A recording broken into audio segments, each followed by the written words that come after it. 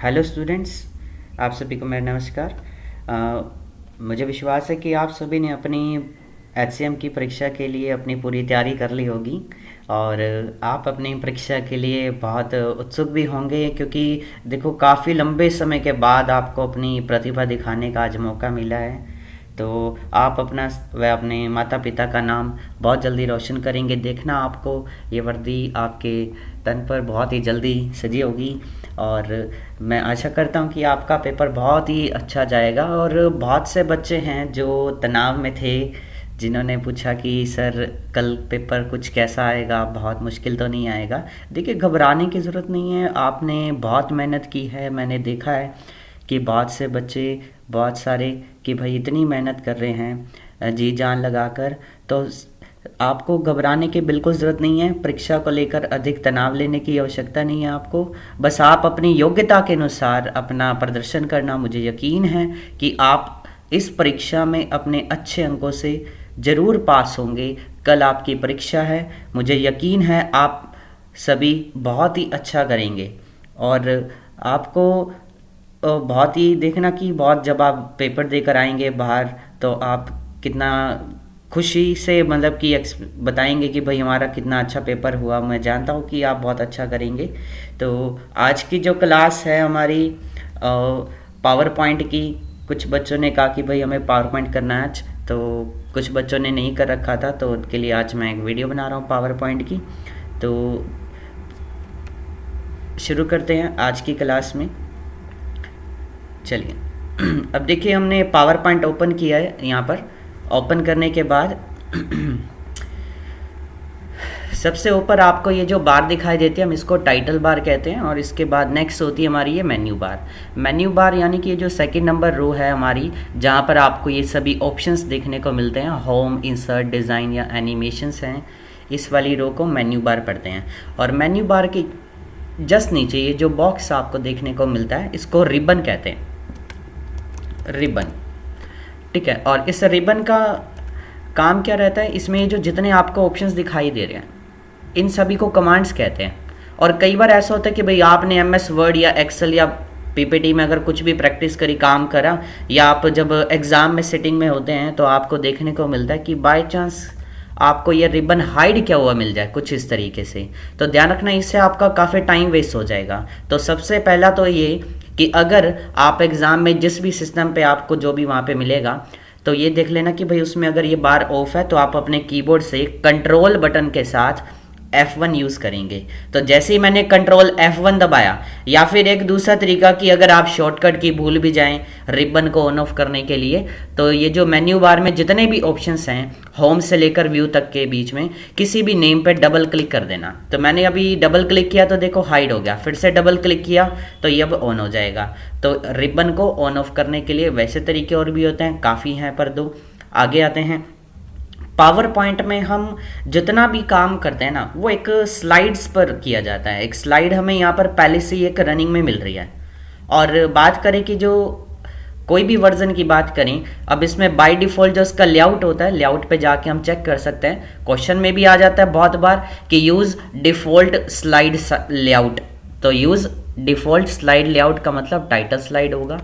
अब इसके अंदर हमारे को पहले से टाइटल स्लाइड सिलेक्टेड मिलता है।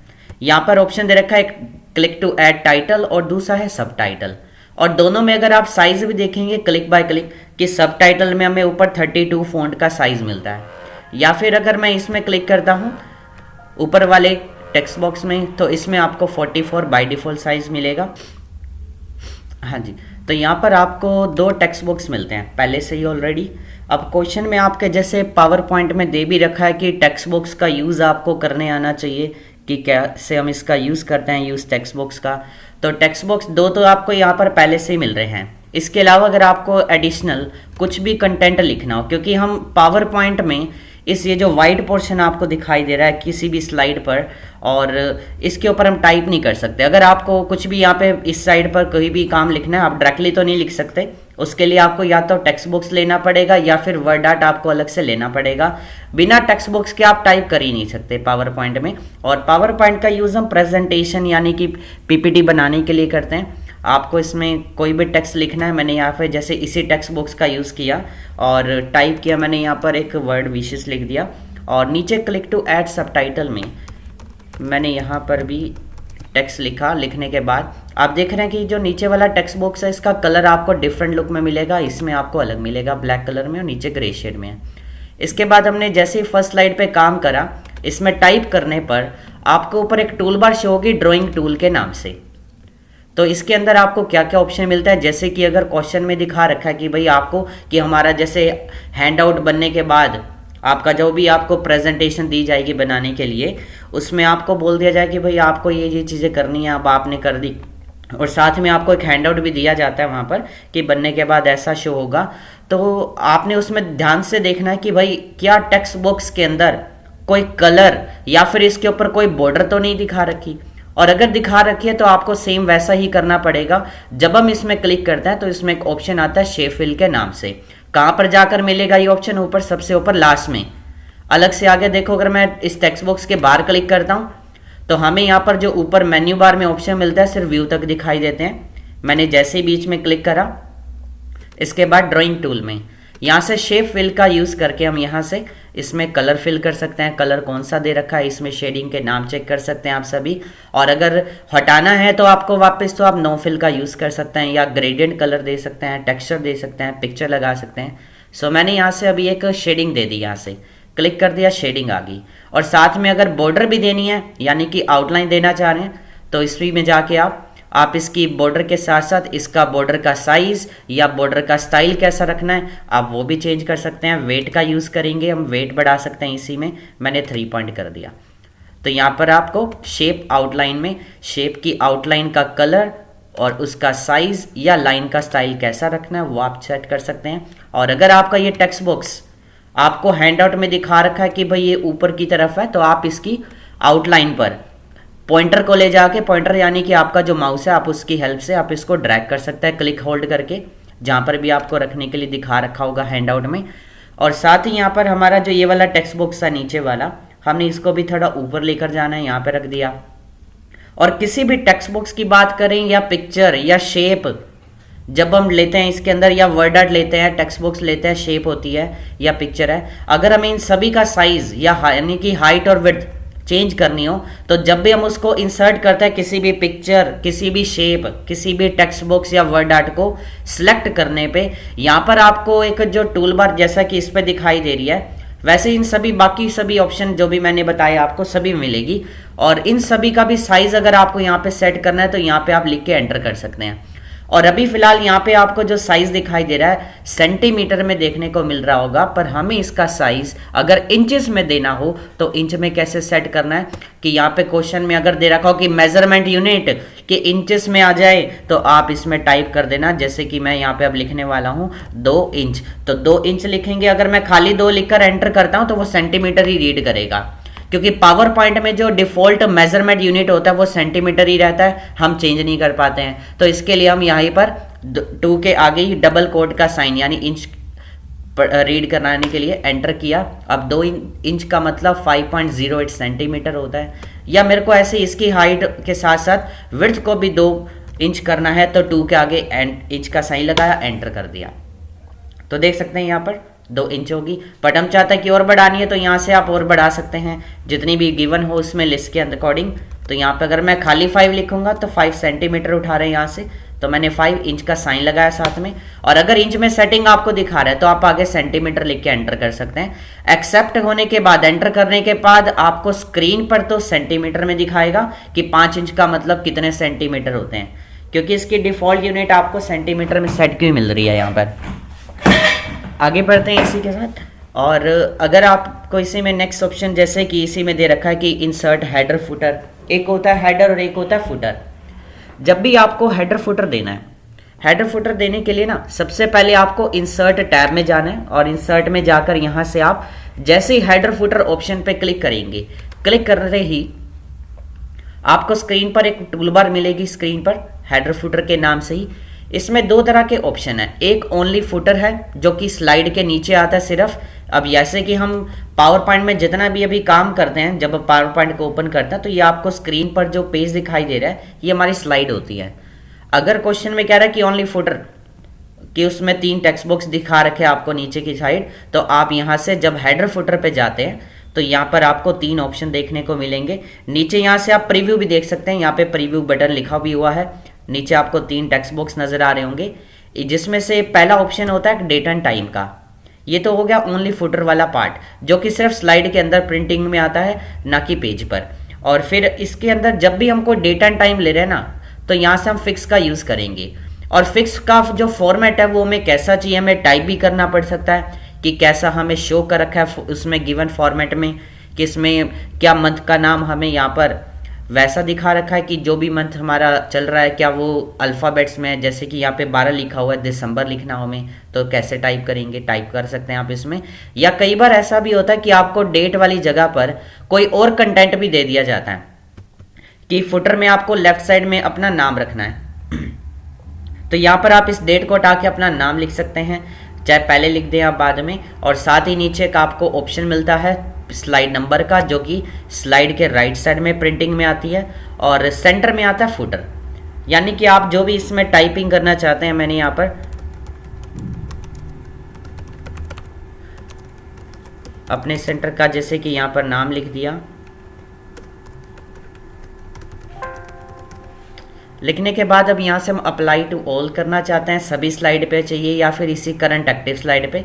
सो मेरे पास यहाँ पे अभी एक ही स्लाइड है, मैं अप्लाई कर रहा हूँ। तो देख सकते हैं जैसे ही मैंने अप्लाई किया, नीचे आपको स्क्रीन पर दिखाई दे रहा होगा कि बिल्कुल एक छोटे से साइज़ का आपको फुटर दिखाई दे रहा है, जिसका बाय डिफ़ॉल्ट साइज़ 12 देखने को मिलता है हमें, और विद फॉन्ट कलर ग्रे मिलता है इसमें।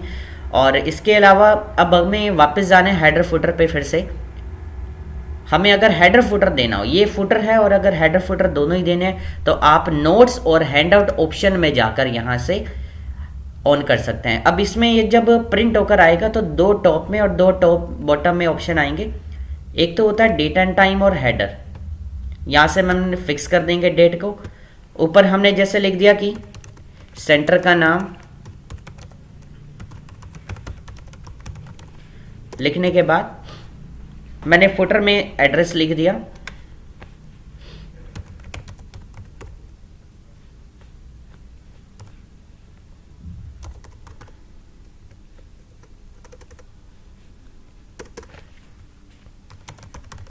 लिखने के बाद यहाँ से मैं जैसे अप्लाई टूल करता हूँ, आप देखेंगे अप्लाई करने पर यहाँ पर आपको स्क्रीन पे नहीं दिखाई देगा। इसके लिए आपको कहाँ पर जाके चेक करना पड़ेगा अगर आप प्रीव्यू देखना चाहते हैं। वैसे तो देखो एग्जाम में आपको प्रीव्यू देखने की नीड नहीं है, आपको सिंपल सी बस यही चीज़ समझनी है हेडर फुटर को लेकर। बहुत सारे स्टूडेंट्स इस चीज़ को लेकर कन्फ्यूज है कि ये कैसे अप्लाई करना है, कि हेडर आएगा फुटर आएगा, कैसे अप्लाई करना है। सिंपल फुटर दे रखा है अगर आपको 3 टेक्स्ट बॉक्स की फॉर्म में, तो आपको यहाँ से स्लाइड के ऊपर बोला जाएगा कि स्लाइड पर फुटर देना है या फिर नोट्स एंड हैंडआउट वाला। अब इसमें देखो फुटर में आपको 3 ऑप्शन दिखाई देते हैं देखने को। अगर बोल रहा है हेडर फुटर तो आप नोट्स हैंडआउट पे जाएंगे, ओनली फुटर कह रहा है तो आप स्लाइड पे जाकर दे सकते हैं। और इसमें आपको 2 चीज़ें, 2 टेक्स्ट बॉक्स ऊपर और 2 ही टेक्स्ट बॉक्स नीचे दे रखी हैं।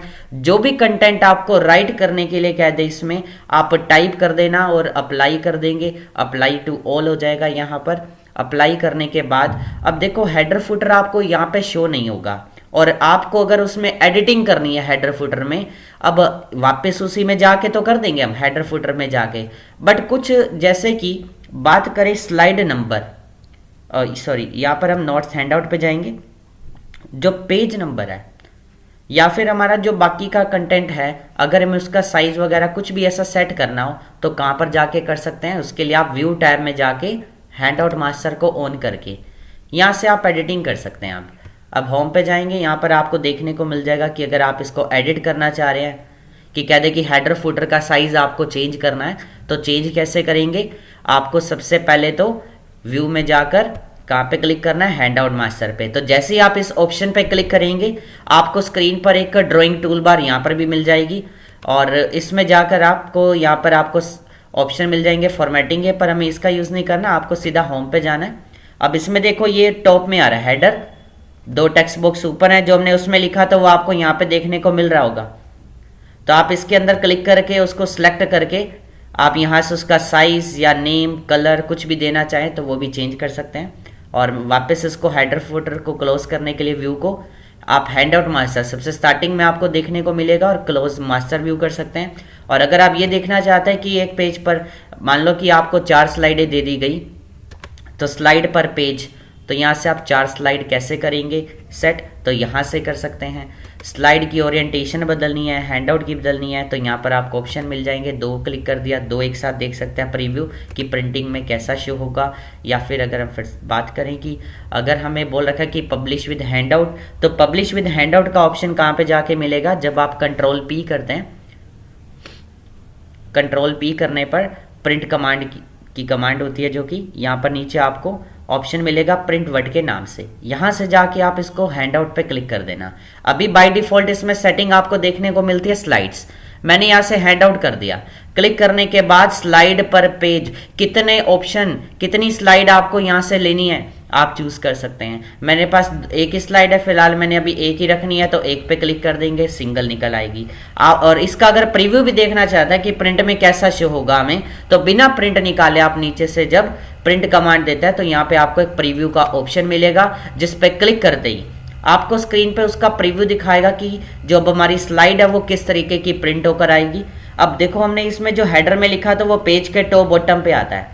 हेडर फुटर का यूज मेनली होता किस लिए है कि भाई अगर हमें same type of data her page के टॉप बॉटम पे प्रिंट करना हो। और यहाँ पर देखो फुटर में हमने जो लिखा था स्लाइड व्यू में जाके वहां पे स्लाइड ऑप्शन के थ्रू वो इस स्लाइड के अंदर आता है नीचे की तरफ। तो ये चीज आई थिंक अब आपको क्लियर हो गया होगा कि जो फुटर था वो कहाँ पर प्रिंट होता है और हेडर फुटर कहाँ पे प्रिंट होकर आता है। इंसर्ट में जाके यहाँ पर हेडर फुटर में जब आपने यहाँ पे स्लाइड ऑप्शन में से जो फुटर का पार्ट आपने टाइप किया वो सिर्फ यहाँ पे फुटर, वो वाला फुटर आपका स्लाइड के नीचे, और जबकि आपने नोट्स हैंडआउट पे जाके जो हेडर फुटर टाइप किया था वो पेज के टॉप या बॉटम पे प्रिंट होकर आएगा।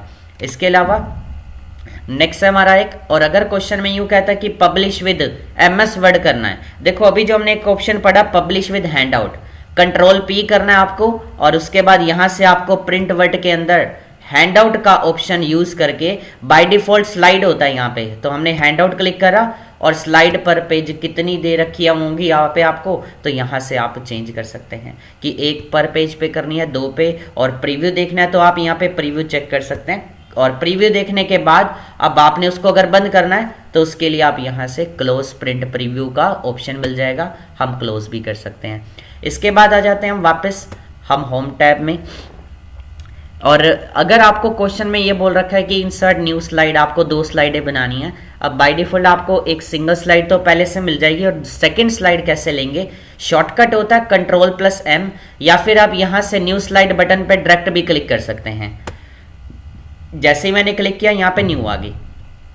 अब इसमें आप देख सकते हैं इसका जो लेआउट है वो थोड़ा सा चेंज होकर आ रहा है। अगर आप इसको बदलना चाहते हैं तो आप लेआउट ऑप्शन में ही जाकर यहाँ ऊपर से तो इसको आप चेंज भी कर सकते हैं कि कैसा करना है, कि आपको ब्लैंक स्लाइड का यूज़ करना है अगर क्वेश्चन में आ रहा है तो ये सभी नेम जरूर पढ़ लेना आप सभी, कि जिसने भी भाई इसको अच्छे से नहीं पढ़ा तो आप अच्छे से इसको ध्यान से देख लेना कि कौन कौन से स्टाइल हैं, कि कौन सा आपको बता रखा है या फिर दिखा रखा है वहाँ पे हैंडआउट में कि ऊपर भी टेक्स्ट बॉक्स था या नहीं था। और अगर हम इसी स्लाइड का यूज़ करते हैं जैसे क्लिक टू ऐड टाइटल में मैंने यहाँ पर कुछ टाइप कर दिया, लिखने के बाद नीचे क्लिक टू ऐड टेक्स्ट में यहाँ पर अब आपको टोटल 7 फीचर मिलेंगे। अब इन 7 फीचर्स में पहला ऑप्शन देखने को आपको मिलेगा क्लिक टू ऐड टेक्स्ट का। अगर आप इसमें क्लिक करके जैसे ही टेक्स्ट लिखना स्टार्ट करेंगे तो यहाँ पर आप जो भी पॉइंट लिखेंगे, मैंने जैसे नाम लिखा तो जैसे यहाँ पर मैंने नाम टाइप किया, एंटर किया, तो आप देख सकते हैं स्क्रीन पर आपको यहाँ पे बुलेट फॉर्म में टेक्स्ट दिखा रहा है। पर अगर मैं इसको सिलेक्ट ऑल करके डिलीट बटन दबा देता हूँ, कंटेंट डिलीट कर दिया या वापस लेके आना है अंडू कर दिया Ctrl+Z से, अब ये जो नाम लिखे हुआ है ना इस पे बुलेट है जो ये खुद से ही अपने आप से ही आ रही है। और अगर हमने इसकी नंबरिंग चेंज करनी है तो चेंज कैसे करेंगे, ऊपर आपको ऑप्शन दिखाई दे रहा है, एक तो बुलेट के नाम से आप इसके एरो बटन पे जाके यहाँ से कोई भी बुलेट स्टाइल देना चाहते हैं उस पर क्लिक कर सकते हैं, या आप चाहते हैं कि इसके ऊपर नंबरिंग देनी है तो इससे नेक्स्ट ऑप्शन नंबरिंग में जाकर यहाँ से आप चेक कर सकते हैं कि कौन सा नंबर स्टाइल देना, हम उस पर क्लिक कर देंगे। और इसके बाद अप्लाई करने के बाद जैसे मैंने अभी नाम चेंज कर दिए, मैंने यहाँ पर लिख दिया कंप्यूटर, लिखने के बाद जैसे ही एंटर किया मुझे कंप्यूटर के 2 पार्ट लिखने हैं नीचे, मैंने टैब दबा दिया।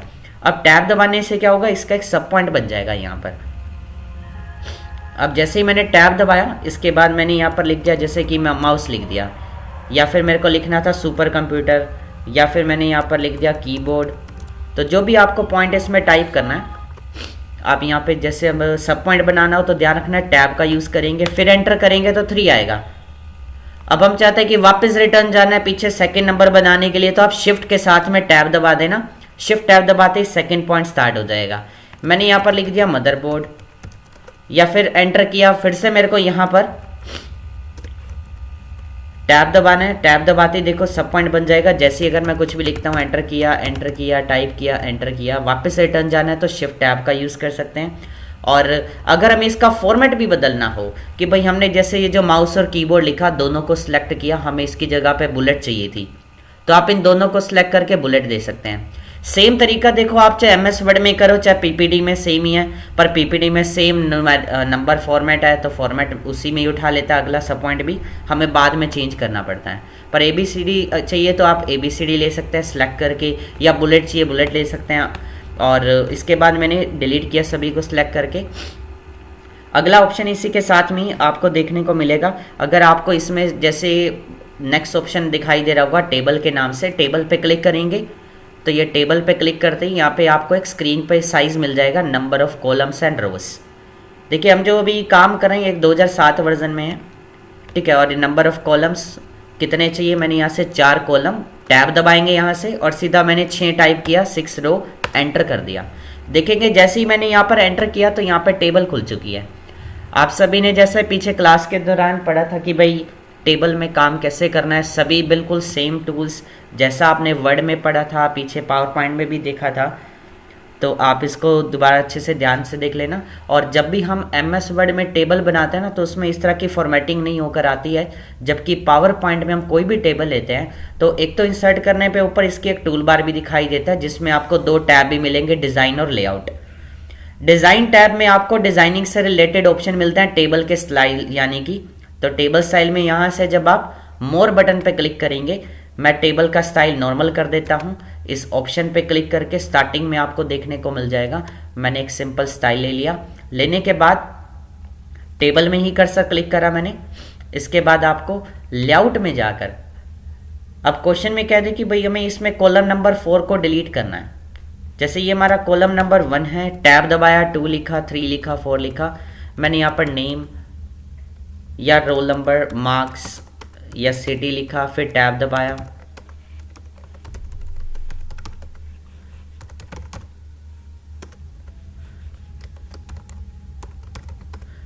तो मैंने यहाँ पे 2-3 एंट्रीज कर दी।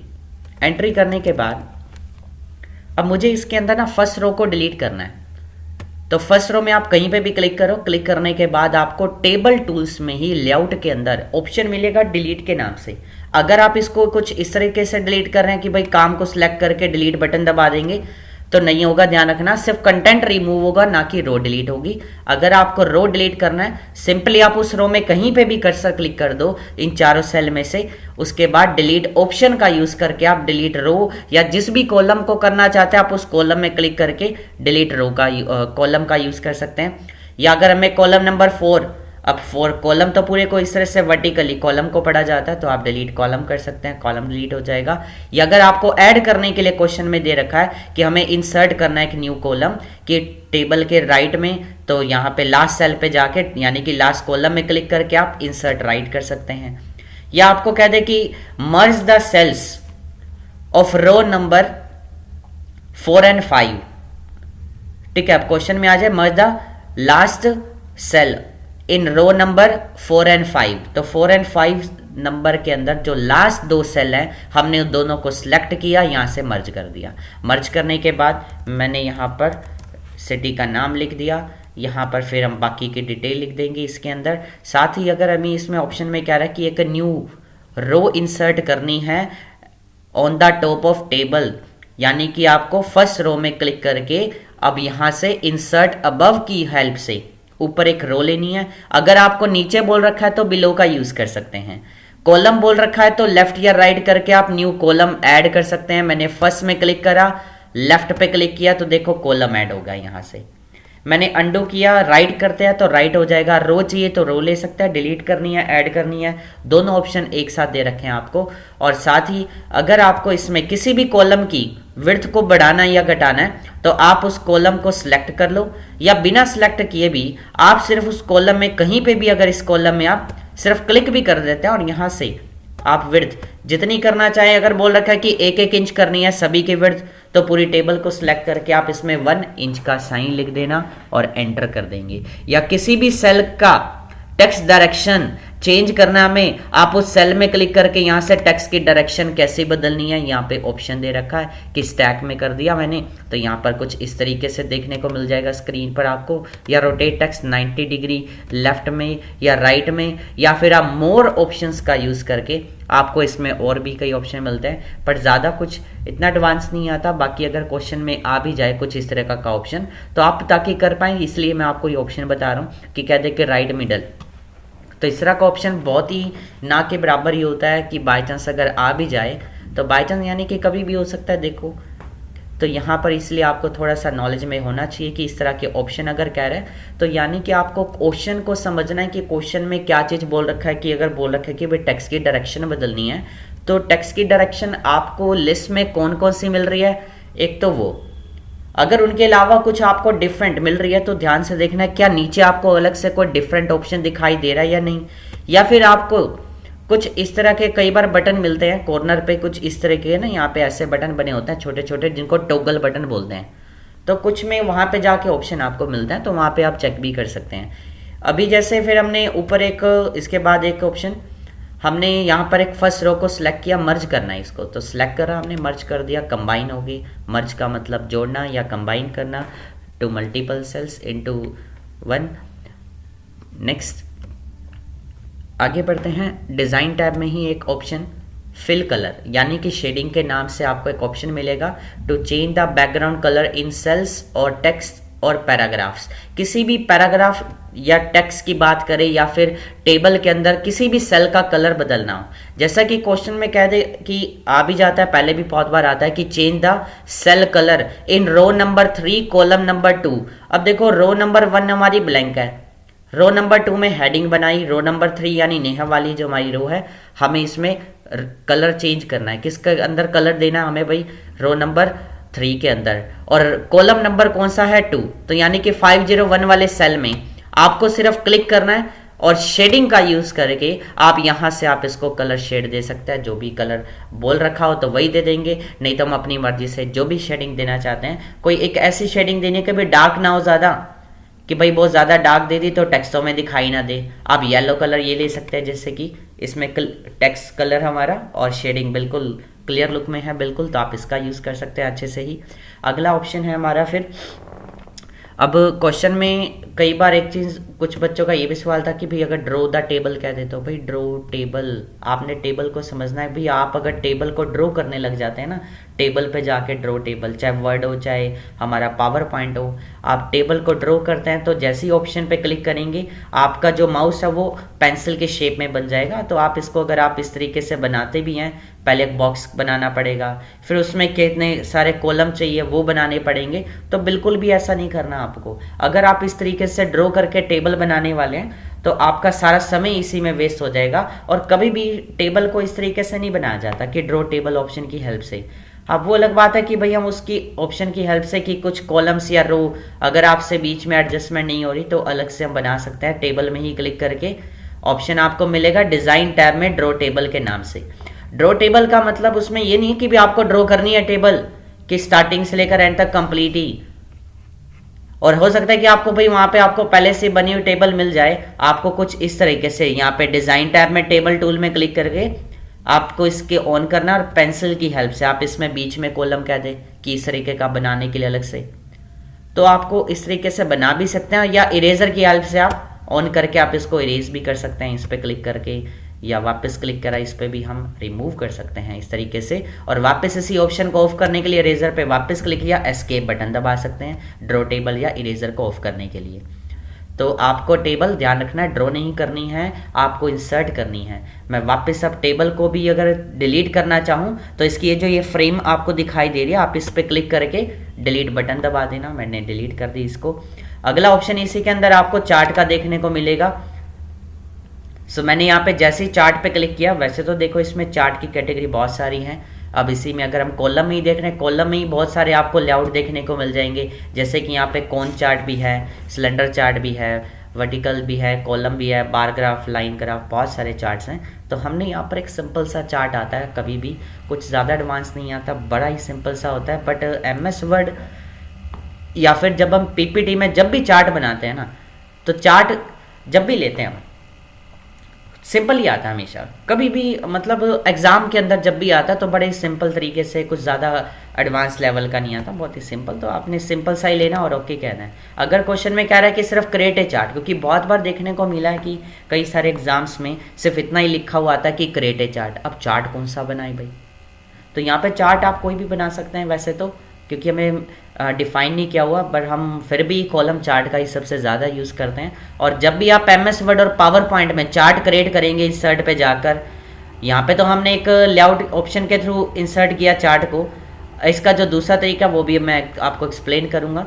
और जब भी हम कोई भी चार्ट टाइप लेते हैं वर्ड या PPT में, आपको स्क्रीन पर एक एक्सेल की विंडो भी देखने को मिलेगी राइट साइड में।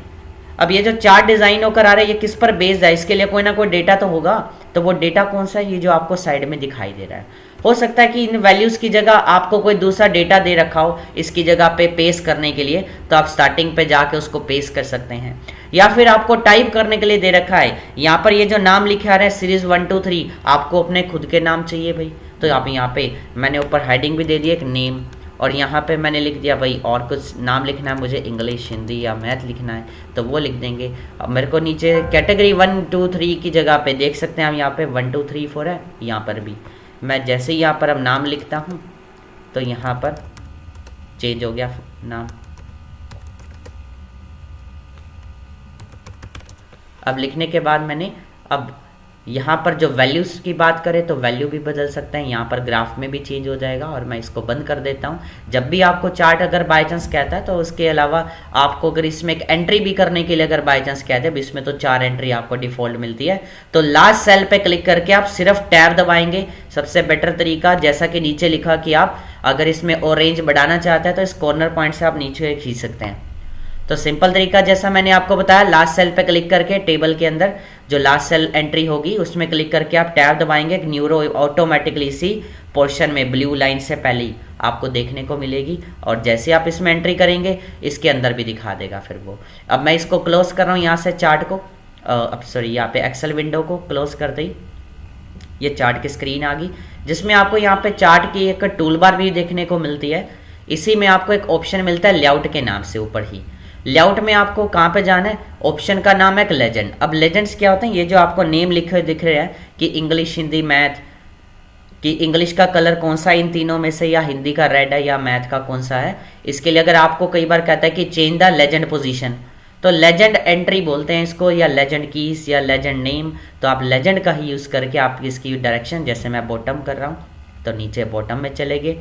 और इसके अलावा अगर आपको वैल्यूज़ भी प्रिंट करानी है, चार्ट को टाइटल भी देना है, तो चार्ट को टाइटल क्या देना है? चार्ट टाइटल में जाके अबव चार्ट पे क्लिक करेंगे और चार्ट को यहाँ पे हम टाइटल नेम भी दे सकते हैं। साथ साथ डेटा लेबल्स का मतलब अगर इनके जो मार्क्स थे हम चाहते हैं वो भी प्रिंट होकर आ जाए, तो यहाँ से हमने डेटा लेबल्स का यूज़ करके आउटसाइड एंड पे क्लिक करा, यहाँ पे सभी की वैल्यूज़ भी प्रिंटिंग में आ गई। और टाइटल जो भी बोला होगा आपको वो आप इसमें दे सकते हैं। अब हम, और अगर नहीं लिखा हुआ तो आपको चार्ट के हिसाब से जो भी टेबल डाटा है इसी के जिस पर ये बेस्ड है, मैंने जैसे भी ये स्टूडेंट का एक रिकॉर्ड पर बेस्ड है तो मैंने यहाँ पर स्टूडेंट रिकॉर्ड टाइप कर दिया, या रिजल्ट लिख सकते हैं या खाली रिकॉर्ड लिख सकते हैं। अगर आपका रिकॉर्ड का नाम मान लो नहीं सूझ रहा कि भाई इसका नाम क्या होना चाहिए हमारे चार्ट का, तो खाली चार्ट लिख दो या खाली रिकॉर्ड लिख दो ऊपर। आप जो भी आप लिखना चाहें अपनी मर्जी से वो चेंज कर सकते हैं। और मैं जैसे अब इसी चार्ट पे क्लिक करके डिलीट बटन दबाता हूँ, डिलीट हो गया। अगला ऑप्शन इसी के साथ में एक स्मार्ट आर्ट के नाम से भी है। आपको स्मार्ट आर्ट यूज़ करनी है, स्मार्ट आर्ट का यूज़ कर सकते हैं, जिसमें आपको कुछ बने बनाए डायग्राम्स, कुछ प्री सेट स्टाइल मिलते हैं, शेप्स के डिज़ाइन मिल जाते हैं। इसमें आपको बस चूज़ करना है कि कौन सा फॉर्मेट आपको चाहिए, आप उसका लेआउट ध्यान से देखना है। कि कई बार मान लो भैया आपको हैंड आउट में दिखा रखा है कि एक आपको यहाँ पे स्मार्ट आर्ट दिखाया गया स्क्रीन पर और उसमें यहाँ पे आपके 4 पॉइंट है, या फिर दिखा रखा है 2 पॉइंट, उसको नज़रअंदाज करना है, मतलब आपको सिर्फ सेम डिज़ाइन लेने से मतलब है। पहले तो पॉइंट तो हम बाद में बढ़ा या घटा सकते हैं। जैसे मैंने अब इसको ओके किया, हमें इसके अंदर 4 पॉइंट चाहिए, इसमें 3 दिखा रहा है पहले से ही। तो इसमें आप तीनों में से जिस भी पॉइंट के बाद लेना चाहते हैं आप उसी पे क्लिक करके, जैसे ही क्लिक करेंगे ऊपर अब आपको स्मार्टर टूल के नाम से एक डिज़ाइन टैब के अंदर यहाँ पर आपको ऐड शेप का ऑप्शन मिलेगा। क्लिक करके आप ऐड कर सकते हैं इसके अंदर और टाइप कर देना। पर जब भी आप ऐड शेप करते हैं इसमें देखो टेक्स्ट बाकियों की तरह दिखाई तो नहीं देगा, पर जब आप लिखेंगे तो टाइप हो जाएगा इसके अंदर। सीधा डायरेक्ट टाइप कर देंगे, हमें अलग से कोई कमांड देने की ज़रूरत नहीं है, सीधा टाइपिंग स्टार्ट करेंगे। मैंने जैसे सी टाइप कर दिया या फिर नीचे क्लिक करा, नीचे तो कर्सर भी दिखा देता है क्लिक करने पर, तो इसमें दिखाता नहीं है। साथ में ये सिंपल फॉर्मेटिंग के ऑप्शंस हैं, इसके कुछ खास नहीं है, कलर ऑप्शंस है। और इसका साइज़ छोटा बड़ा करना है तो ये जो फ्रेम बनी हुई आपको दिखाई दे रही है, आप इसकी हेल्प से किसी भी कॉर्नर पॉइंट से पकड़ के छोटा बड़ा कर सकते हैं। और आप इसकी बॉर्डर से ही इसी फ्रेम के ऊपर जब आप क्लिक दबा के इसको लेफ्ट राइट लेकर जाएंगे, मूव करना चाहते हैं मूव कर सकते हो, डिलीट बटन दबाएंगे डिलीट कर सकते हैं। इसी में चौथा ऑप्शन एक दे रखा है इंसर्ट पिक्चर फ्रॉम फाइल। अगर आपको पावर पॉइंट में कोई भी पिक्चर इंसर्ट करनी है इस फ्रेम के अंदर, ये जो टेक्स्ट बॉक्स हमें दिखाई दे रहा है ऑप्शन का, तो इंसर्ट पिक्चर पे क्लिक करके भी ले सकते हैं।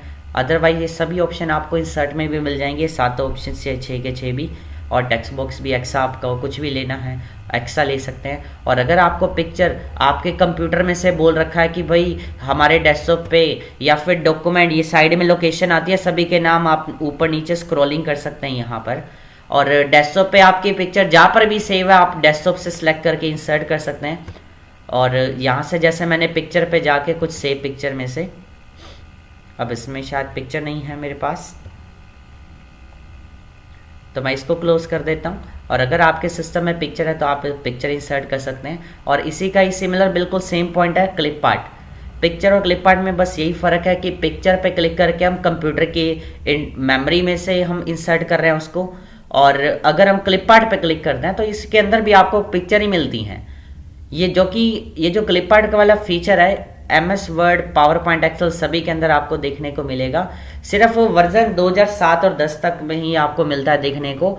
इसके अलावा अगर आप में से जो भी स्टूडेंट 2010 के बाद वाले वर्जन में काम कर रहे हैं, अगर आपके पास ये वाला वर्जन नहीं है 2007 या 2010 वर्जन, तो आपको उसमें आपको यहाँ पे क्लिप आर्ट का ऑप्शन देखने को नहीं मिलता है।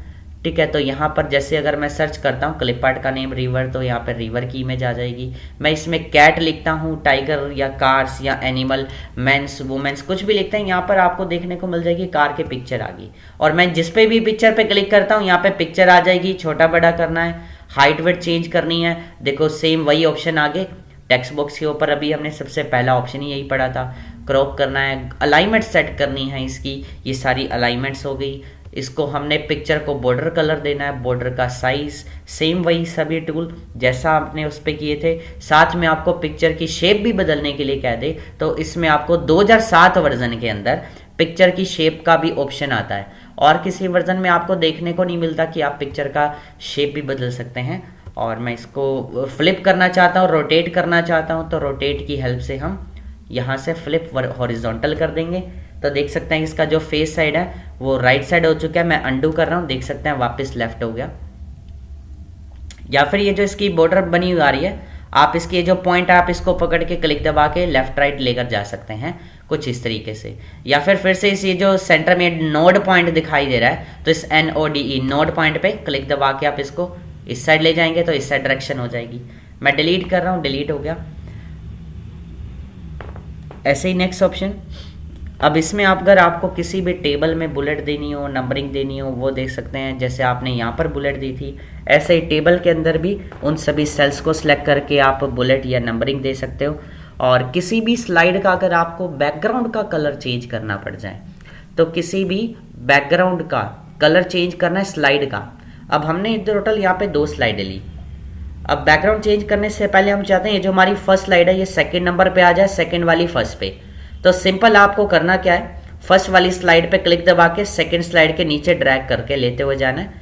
या फर्स्ट स्लाइड को आप क्लिक दबा के जैसे ऊपर की साइड ड्रैग करोगे तो वापस यहाँ से आप ऊपर नीचे शिफ्ट भी कर सकते हैं। और कई बार मैंने देखा कि भाई आप में से बहुत सारे बच्चे ऐसे होते हैं कि पूछते हैं कि सारे हमारे यहाँ पे ये वाली स्क्रीन आ नहीं रही थी, तो देखो यहाँ पे जो ऑप्शन बटा है ना ऊपर क्लोज का, कि गलती से इस पे क्लिक हो गया और ये विंडो बंद हो गई, तो अब हम करें क्या, इसको ऑन कैसे करना है, व्यू पे जाकर आप नॉर्मल ऑप्शन आपको दिखाई देगा, इस पे दोबारा से क्लिक कर देना। ऑलरेडी क्लिक है वैसे, पर दोबारा क्लिक करने पे स्क्रीन भी आपको वापस देखने को मिल जाएगी।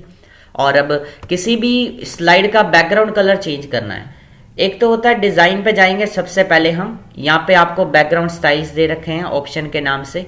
बैकग्राउंड स्टाइल में जाकर आप यहाँ पे फॉर्मेट बैकग्राउंड पे जैसे क्लिक करेंगे, कुछ कलर आपको यहाँ पर भी बाहर देखने को मिल रहे हैं।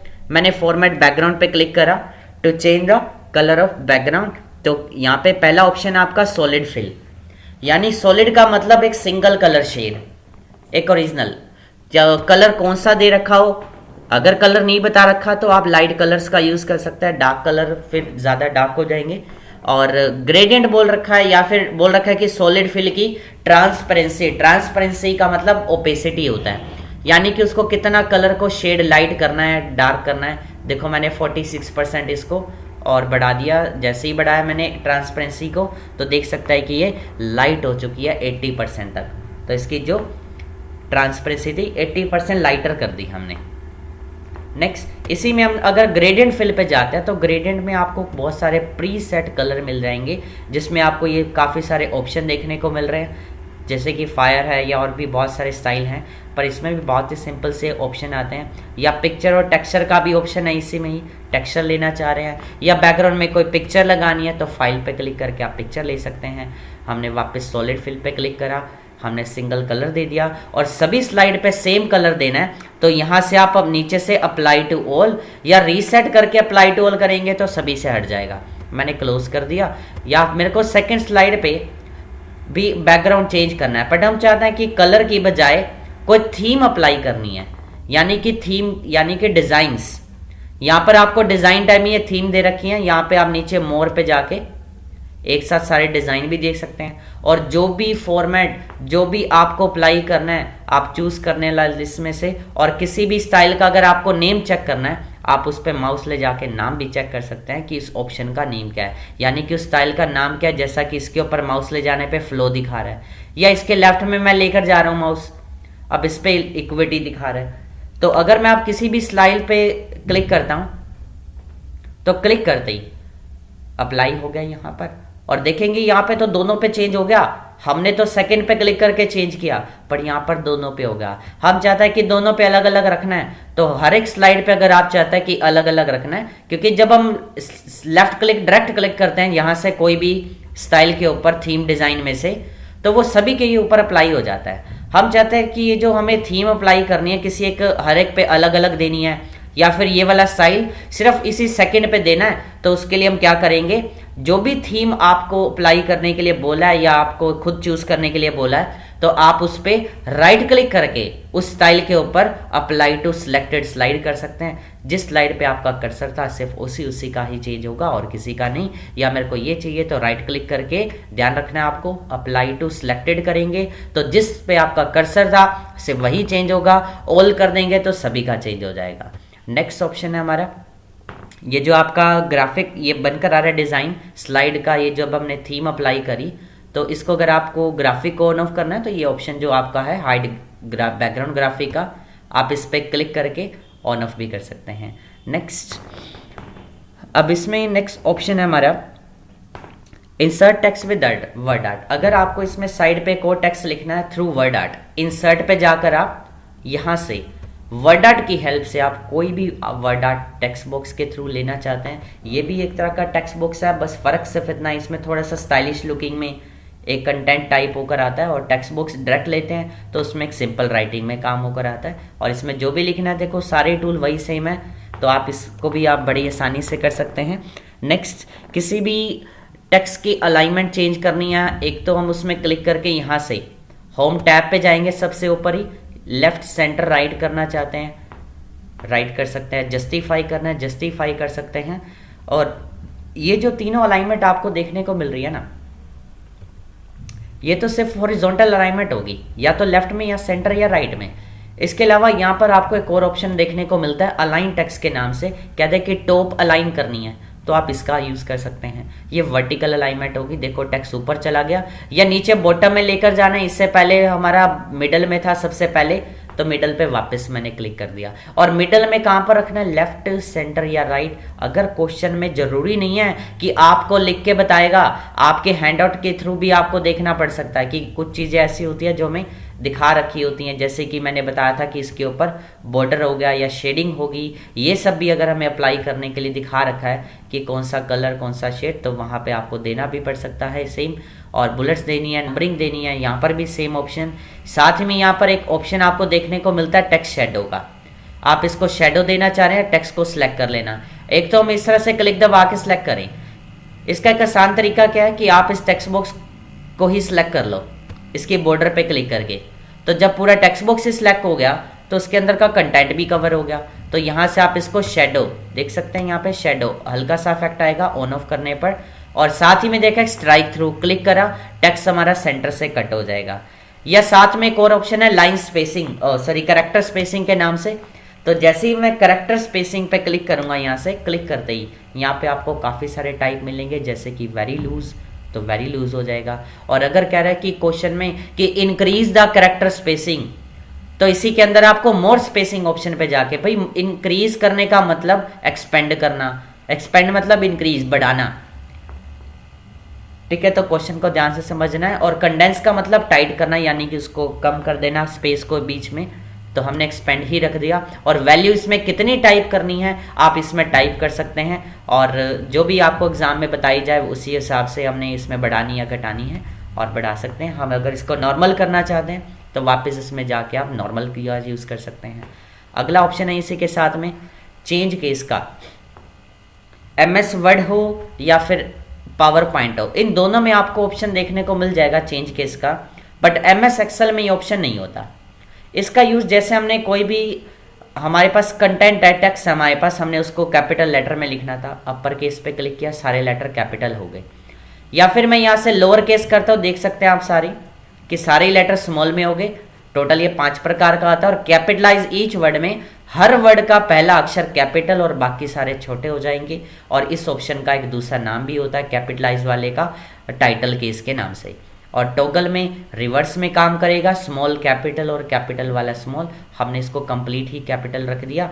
नेक्स्ट है हमारा फॉन्ट कलर, या इसको हम टेक्स्ट कलर भी कहते हैं। अलाइनमेंट्स होगी, साइज आता है आप सभी को, फॉन्ट नेम आता है सभी को।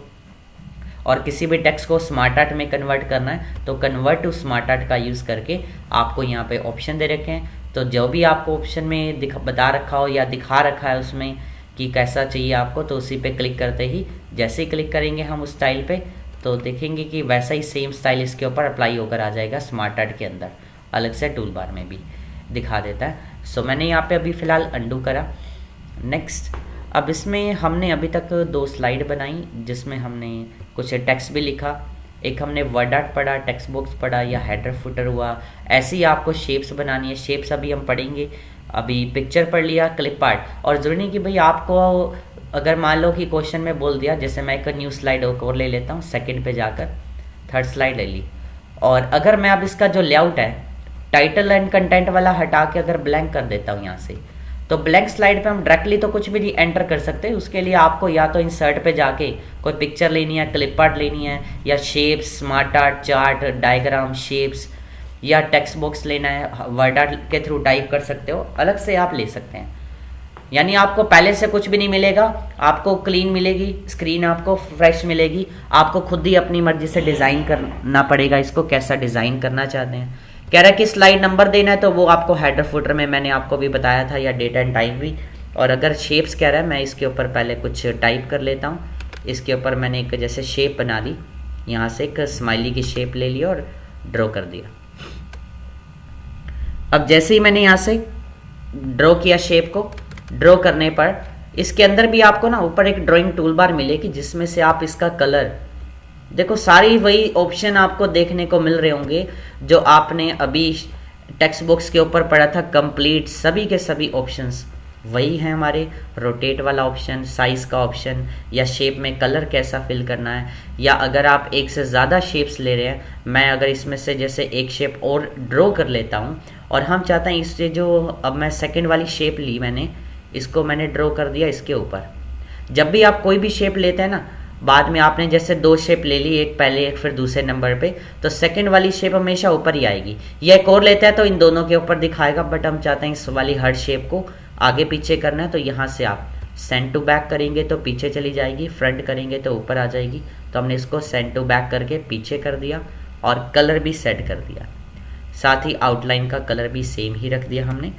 नेक्स्ट, और अब इन दोनों को हमने साइड पर रखना हो तो आप दोनों को एक साथ भी सिलेक्ट कर सकते हैं, शिफ्ट के साथ क्लिक करके एक साथ भी मूव होंगी। और ये जो ग्रुप का ऑप्शन है, अब आप इसको दोनों को एक साथ सिलेक्ट करने के बाद शिफ्ट के साथ ग्रुप पे करेंगे, तो अब आपको बार बार दोनों को अलग अलग सेलेक्ट करने की नीड भी नहीं पड़ेगी, एक साथ भी मूव हो जाएगी। और उसी पे जाके ग्रुप में अनग्रुप भी कर सकते हैं, डिलीट करना है डिलीट कर सकते हैं। और इसके अलावा अगर मुझे यहाँ पर अब एक एक्शन बटन का यूज़ करना है, जैसा कि आपके सिलेबस में दे रखा है कि यूजिंग एक्शंस और एक हाइपर लिंक और एक्शन लगभग बिल्कुल ही सेम ही है, कुछ खास फर्क नहीं है।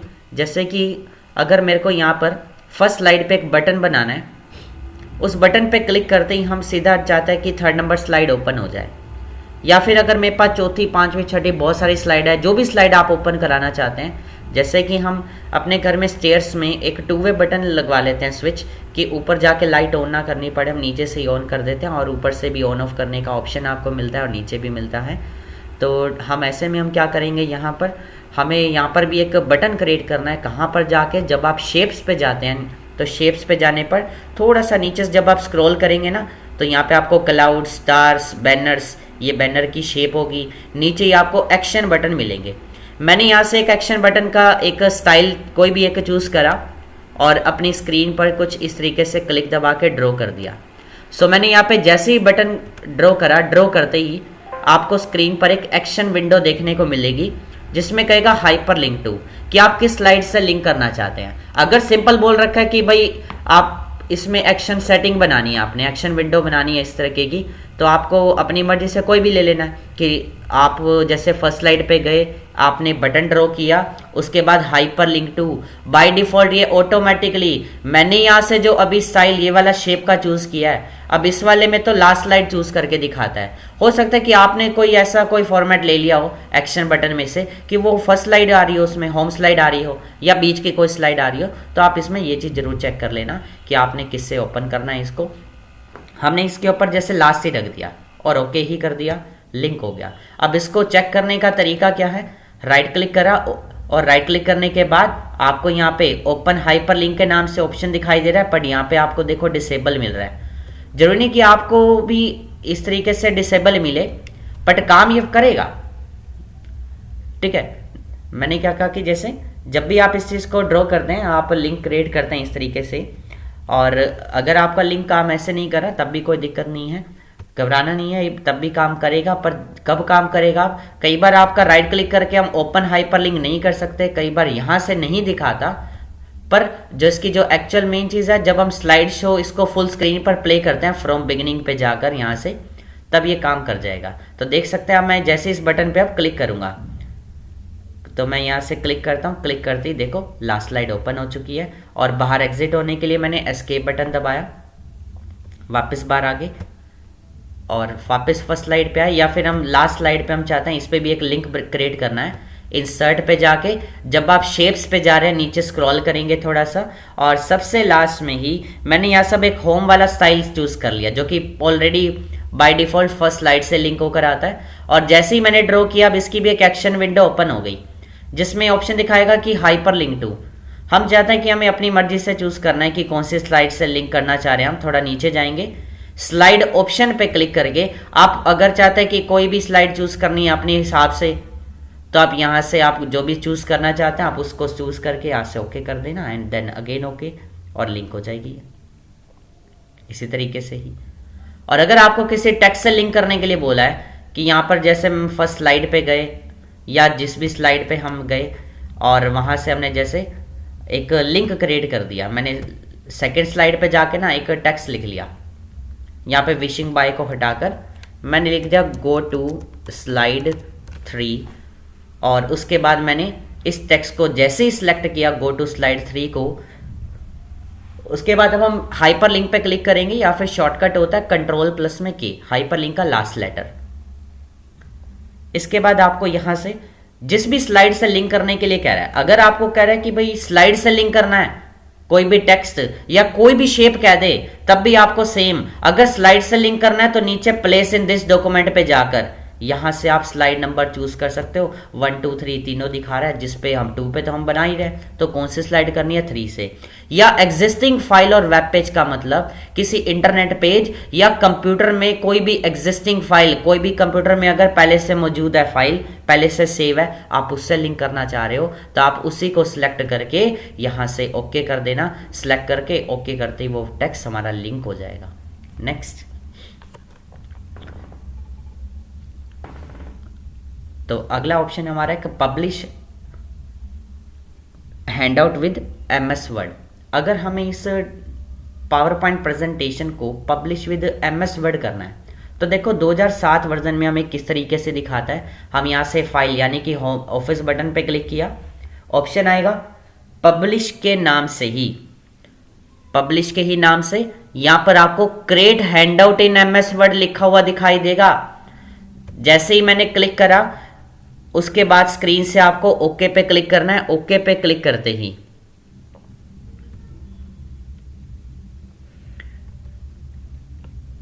अभी यहां पर एक एमएस वर्ड की स्क्रीन ओपन हो जाएगी हमारे पास। थोड़ा सा टाइम ले लिया कई बारी।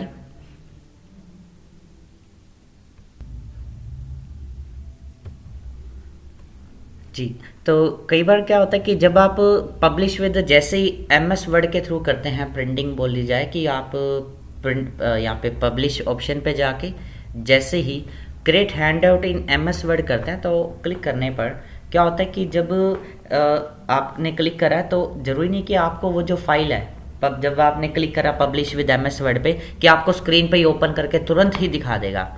तो उसमें हो सकता है कि 2-4 सेकेंड 5 सेकेंड का समय ले ले, क्योंकि वो प्रोसेस कंप्लीट करता है, उसको कन्वर्ट करता है एमएस वर्ड के अंदर।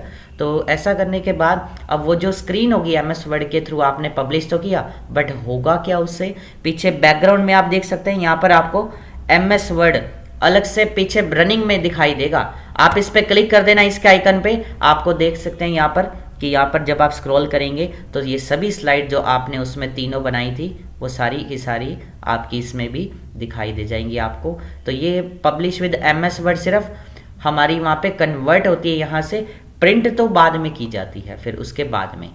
और प्रिंटिंग का सभी में सेम ही मेथड रहता है ऑलमोस्ट। मैंने इसको नो कर दिया, सेव नहीं किया मैंने। नेक्स्ट ऑप्शन है हमारा। अब देखो इसमें स्लाइड ऑफ डिज़ाइंस जो होते हैं, डिज़ाइन के स्लाइड्स, इन्हीं को थीम्स भी पढ़ते हैं। स्लाइड के डिज़ाइन मैंने बताए।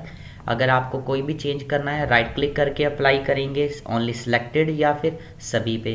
बैकग्राउंड स्टाइल हो गया आप सभी का, और इंसर्ट में सभी टूल हो गए आपके। और इसके अलावा एक डिज़ाइन के अलावा आपको एनिमेशंस में जाके यहाँ पे कुछ आपको ट्रांजिशंस दिए जाते हैं। कुछ एग्ज़ाम में हमें ये भी देखने को मिलते हैं कि कुछ इस तरह के एग्ज़ाम आते हैं, चाहे आपके एग्ज़ाम में बाय चांस नहीं भी है, बट फिर भी मैं एक छोटा सा ऑप्शन एक एक्स्ट्रा करा रहा हूँ आपको, ये ट्रांजिशन टू दिस स्लाइड के नाम से। यहाँ पे आप मोर पे जाएंगे ना, आपको यहाँ पे कुछ कैटेगरीज मिलेंगी ट्रांजिशंस की, जैसे कि push, cover, strips and bars या फिर वाइप, फेड्स, ये सारे दे रखे हैं इसकी कैटेगरी के नाम। और जिस पे भी आप जैसे ही क्लिक करेंगे उसके ऊपर यानी कुछ किसी तरह का एक इफेक्ट डालना है, तो वो इफेक्ट डालने के लिए कुछ एनिमेशंस टाइप में वो अप्लाई करने के लिए कह दे तो आप यहाँ से दे भी सकते हैं कि बाय चांस अगर कह भी दे तो।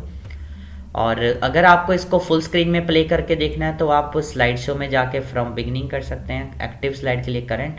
और अगर सिंपल इसको आपने प्रिंट करना है विद हैंडआउट तो सिंपल आप कंट्रोल पी करो। पावर पॉइंट 2007 के अंदर ध्यान देना है कि भाई पब्लिश विद हैंडआउट का जो ऑप्शन है वो अलग है। अगर publish with handout in MS word कह रहा है तो हमने फाइल में यहाँ पर जब क्लिक करा उसके लिए हमें पब्लिश में जाकर ही एमएस वर्ड का ऑप्शन मिला। और पब्लिश विद हैंडआउट का ऑप्शन आपको सिर्फ प्रिंट में ही जाकर यहाँ से देखने को मिलेगा, प्रिंट वर्ड के अंदर हैंडआउट का यूज़ करके। और स्लाइड पर पेज कितनी चाहिए, मेरे पास 3 स्लाइड है, हम 3 वाला ले लेंगे स्लाइड लेआउट। ओके कर देंगे। 4 का चाहिए 4 ले सकते हैं, 2 चाहिए 2 का देख सकते हैं। और नीचे प्रीव्यू पे मैंने बताया, प्रीव्यू भी देख सकते हैं कि कैसा निकल कर आएगा, और कैंसिल कर दिया मैंने। तो ये सब आपका टेक्स्ट फॉर्मेटिंग आप सभी ने पढ़ ली है पहले से ही। फॉन्ट सेटिंग्स में जाएंगे, आपने ये सभी पढ़े थे, strike, double, super, subscript, small या ऑल कैप्स, या इसमें एक ऑप्शन आता है इक्वलाइज करेक्टर हाइट का, कि फ़ॉन्ट की ही फॉर्मेटिंग का ही एक टूल होता है ये भी। तो इसमें से कोई ऑप्शन या करेक्टर स्पेसिंग, बाकी सब ये सारे ऑप्शन हैं वही सेम है, ओके कर देना अप्लाई करके। नेक्स्ट, तो आज की क्लास में आपका पावर पॉइंट का सिलेबस यहीं पे ख़त्म होता है। और जाने से पहले आप सभी को फिर से मैं एक बार कहना चाहूँगा कि आपने बिल्कुल भी देखिए टेंशन नहीं लेनी है, तनाव नहीं लेना है। आप सभी कृपया एक सकारात्मक मानसिकता के साथ परीक्षा हॉल में प्रवेश करना है और अच्छे से अपनी परीक्षा को पूर्ण करना है। हमें पूरा विश्वास है कि आप अपनी परीक्षा में बहुत ही अच्छे नंबरों से पास होंगे। यह परीक्षा केवल आपके शैक्षणिक योग्यता की परीक्षा नहीं है, बल्कि आपकी शांति, स्थिरता, साहस की भी परीक्षा है। कृपया पूरे साहस के साथ ये परीक्षा दें, इसमें उत्तीर्ण हो। और इसके साथ साथ हमारे पूरे यूनिक टाइपिंग कॉलेज परिवार की ओर से भी आप सभी को बहुत बहुत शुभकामनाएं। आपका पेपर बहुत अच्छा हो, वाहिगुरु जी आपके ऊपर बहुत ही कृपा करेंगे। मैं आशा करता हूँ कि आप सभी का बहुत अच्छा पेपर होगा, क्योंकि मैं जानता हूँ कि आप सभी ने बहुत ही मेहनत की है, मुझे पूरा विश्वास है। और आप ये बहुत ही अच्छे नंबरों से इसमें उत्तीर्ण भी होकर आएंगे। ईश्वर आप पर कृपा करे, आपके ऊपर हमेशा बनाए रखे। बेस्ट ऑफ लक आप सभी को, धन्यवाद। और मिलते हैं फिर नेक्स्ट वीडियो में। Thank you.